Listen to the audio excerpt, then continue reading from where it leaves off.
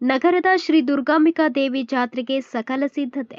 23 ಲಕ್ಷ ರುಗಳ ವೆಚ್ಚದಲ್ಲಿ ಮಹಾಮಂಟಪ ನಿರ್ಮಾಣ.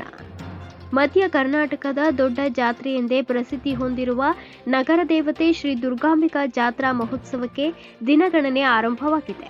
ದೇವಸ್ಥಾನ ಆವರಣದಲ್ಲಿ ದೇವಿಯ ಜಾತ್ರೆಗೆ 23.5 ಲಕ್ಷ ರುಗಳ ವೆಚ್ಚದಲ್ಲಿ ಅದ್ದೂರಿ ಮಹಾಮಂಟಪ ನಿರ್ಮಾಣ ಕಾರ್ಯ ಭರದಿಂದ ಸಾಗಿದ್ದು, ಜಾತ್ರೆಗೆ ಹಳೆ ದಾವಣಗೆರೆ ಸಿಂಗಾರಗೊಳ್ಳಲಿದೆ. ದೇವಸ್ಥಾನ ಸಮಿತಿಯಿಂದ ಸಕಲ ಸಿದ್ಧತೆ.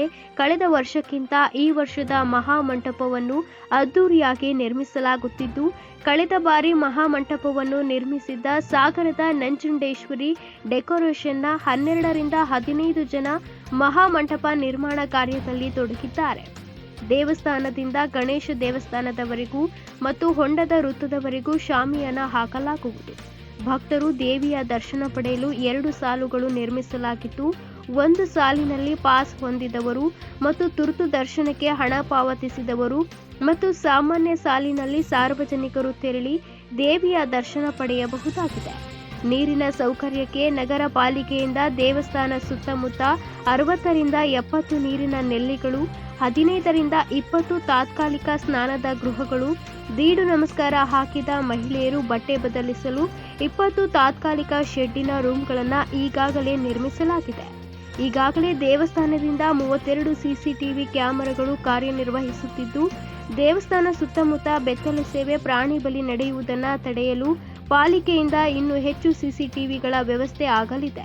ಒಂದು ಉಪ ಪೊಲೀಸ್ ಠಾಣೆ, ಒಂದು ತುರ್ತು ಆರೋಗ್ಯ ಕೇಂದ್ರ, ಅಗ್ನಿಶಾಮಕ ದಳ ಸಿಬ್ಬಂದಿಗಳು ದೇವಸ್ಥಾನ ಮುಂಭಾಗದಲ್ಲಿ ಕಾರ್ಯನಿರ್ವಹಿಸಲಿದ್ದಾರೆ ಎಂದರು. ದಾವಣಗೆರೆಯ ನಗರ ದೇವತೆ ಶ್ರೀ ದುರ್ಗಾಂಬಿಕಾ ದೇವಿಯ ಜಾತ್ರಾ ಮಹೋತ್ಸವ ಇದೇ ದಿನಾಂಕ 24-25ರಂದು ನಡೆಯುತ್ತಿದೆ. ಜಾತ್ರಾ ಮಹೋತ್ಸವದ ಅಂಗವಾಗಿ ಈಗಾಗಲೇ ಮಹಾಮಂಟಪದ ತಯಾರಿ ನಡೀತಾ ಇದೆ. ದಿನಾಂಕ 22ರ ಒಳಗೆ ಈ ಒಂದು ಮಹಾಮಂಟಪ ಪೂರ್ಣವಾಗಿ ನಿರ್ಮಾಣಗೊಂಡು ನಮಗೆ ಜಾತ್ರೆಗೆ ಬಿಟ್ಟುಕೊಡ್ತೇವೆ ಅಂತಂದೇಳಿ ಸಾಗರದ ಶ್ರೀ ನಂಜುಂಡೇಶ್ವರ ಡೆಕೋರೇಷನ್ ಅವರಿಗೆ 23.5 ಲಕ್ಷಕ್ಕೆ ನಾವು ಈ ಸಲ ಅವರಿಗೆ ಆರ್ಡ್ರ್ ಕೊಟ್ಟಿದ್ದೇವೆ. ಭಾಳ ಸುಂದರವಾಗಿ ನಾನು ಮಾಡಿಕೊಡ್ತೀನಿ ಅಂತ ಅವರು ಮಾತು ಕೊಟ್ಟಿದ್ದಾರೆ. ಅವರಿಗೆ ನಾವು ಇವಾಗಲೇ ಅವರು ಕೆಲಸ ಶುರು ಮಾಡಿದ್ದಾರೆ. 21ನೇ ತಾರೀಕೆ ಅವರು ನಮಗೆ ಮಂಟಪನ ಪೂರ್ಣಗೊಳಿಸಿ ಬಿಟ್ಟುಕೊಡ್ತೇವೆ ಅಂತ ಹೇಳಿದ್ದಾರೆ. ಅದೇ ರೀತಿ ನಗರದ ಹಳೆ ಭಾಗದ ಎಲ್ಲ ವೃತ್ತಗಳಿಗೂ ರಸ್ತೆಗಳಿಗೂ ವಿದ್ಯುತ್ ದೀಪಾಲಂಕಾರ ಮಾಡಲಿಕ್ಕೂ ಕೂಡ ಹೇಳಿದ್ದೇವೆ. ಈಗಾಗಲೇ ದೇವಸ್ಥಾನದ ಬಣ್ಣದ ವ್ಯವಸ್ಥೆ ಈ ರೀತಿ ಎಲ್ಲ ಆಗಿದೆ. ಆಮೇಲೆ ಭಕ್ತಾದಿಗಳಿಗೆ ಬರಲಿಕ್ಕೆ ಹೋಗಲಿಕ್ಕೆ ಅವು ಕೂಡ ಕೆಲಸ ಕಾರ್ಯಗಳು ನಡೀತಾ ಇವೆ. ತುರ್ತು ದರ್ಶನ ಇದೆ, ವಿಶೇಷ ಪಾಸಿನ ದರ್ಶನ ಇದೆ ಮತ್ತು ಸಾಮಾನ್ಯ ದರ್ಶನ ಕಾಮನ್ ಕ್ಯೂನ ವ್ಯವಸ್ಥೆನೂ ಕೂಡ ಇದೆ. ಆಮೇಲೆ ಸರಿ, ಸ್ನಾನದ ಗೃಹಗಳು ಎಷ್ಟು ನಿರ್ಮಾಣ ಮಾಡಿರ?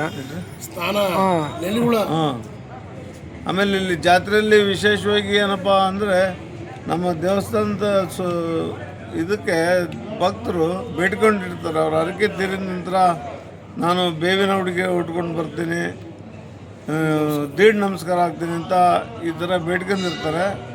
ಅದೇ ರೀತಿಯಾಗಿ ಅವರು ಹರಕೆ ತೀರಿಸಲಿಕ್ಕೆ ಇಲ್ಲಿ ಬರ್ತಾರೆ. ಆದರೆ ಬೆತ್ತಲೆ ಸೇವೆ ಮಾತ್ರ ಇರೋದಿಲ್ಲ. ಬಟ್ಟೆ ಮೇಲೇ ಬೇವಿನ ಉಡುಗೆ ಉಟ್ಕೊಂಡು ಬಂದು ಇಲ್ಲಿ ಸೇವೆಯನ್ನು ಮಾಡ್ತಾರೆ. ಅವರಿಗೆ ದೇವಸ್ಥಾನದ ಸುತ್ತಮುತ್ತಲು ನೀರಿನ ವ್ಯವಸ್ಥೆ, ಬಟ್ಟೆ ಬದಲಾಯಿಸಲಿಕ್ಕೆ ಜಾಗದ ವ್ಯವಸ್ಥೆ, ಮತ್ತು ಸ್ನಾನ ಮಾಡಲಿಕ್ಕೆ ಶವರ್ಗಳು, ನೀರು, ಈ ರೀತಿ ಎಲ್ಲ ವ್ಯವಸ್ಥೆಗಳನ್ನ ದೇವಸ್ಥಾನದ ಕಮಿಟಿ ವತಿಯಿಂದ ನಾವು ಆಗಲೇ ವ್ಯವಸ್ಥೆ ಶುರು ಮಾಡಿದ್ದೀವಿ. ದಿನಾಂಕ 20ರೊಳಗಡೆ ನಾವು 22ರೊಳಗಡೆ ಈ ಎಲ್ಲ ಕಾರ್ಯಗಳು